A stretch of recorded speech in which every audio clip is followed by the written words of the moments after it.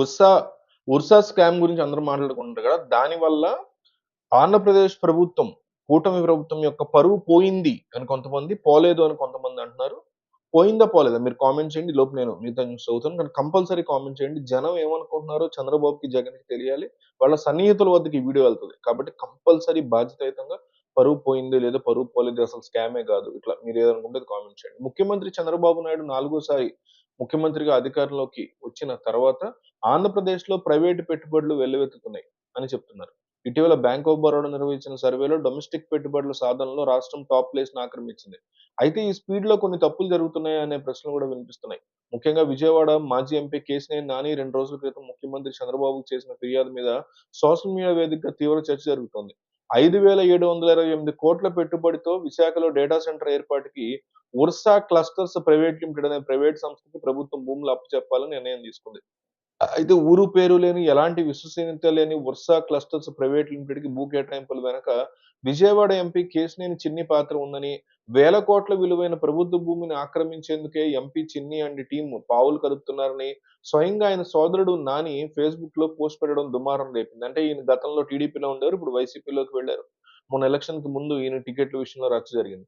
Vijayawada sitting MP Kesineni Sivanath alias Chinni, మాజీ MP Kesineni Srinivas alias Nani స్వయాన అన్నదమ్ములన్న విషయం తెలిసిందే. ఇద్దరి మధ్య చాలా కాలంగా రాజకీయ పోరు కొనసాగుతోంది. అయితే రాజకీయాల్లో విమర్శలు, ప్రతి విమర్శలు అత్యంత సహజమైనా కూడా ముఖ్యమంత్రి చంద్రబాబు నాయుడు అనుభవాన్నే ప్రశ్నించినట్లుగా చిన్ని స్కామ్‌కి పాల్పడుతున్నారని నాని చేసిన పోస్ట్ మీద తీవ్ర చర్చ జరుగుతోంది.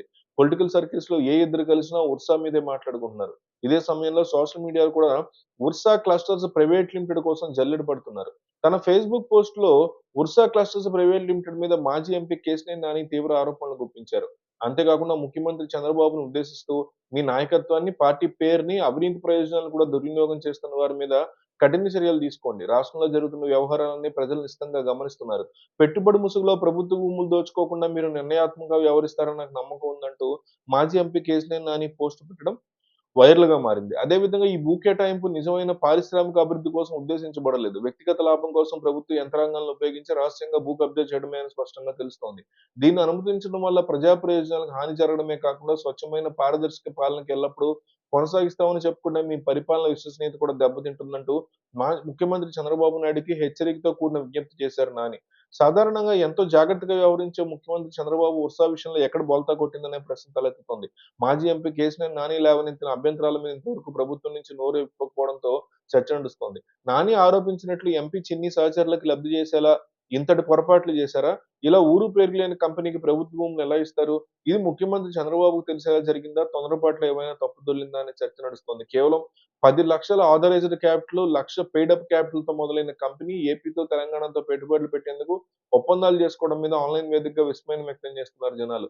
మాజీ ఎంపీ కేశినేని నాని అన్నట్లుగా టీసీఎస్‌కి 99 పైసలు చొప్పున భూమి కేటాయించడం మీద ఎవరు అభ్యంతరం వ్యక్తం చేయలేదు. కానీ బొత్స విషయంలోనే రివర్స్ టాక్ వినిపిస్తోంది. ఈ కంపెనీ డైరెక్టర్లుగా చెప్తున్న వారిలో కౌశిక్ అమెరికాలో ఒక సాఫ్ట్‌వేర్ కంపెనీలో ఉద్యోగిగా పనిచేస్తున్నారని చెప్తున్నారు.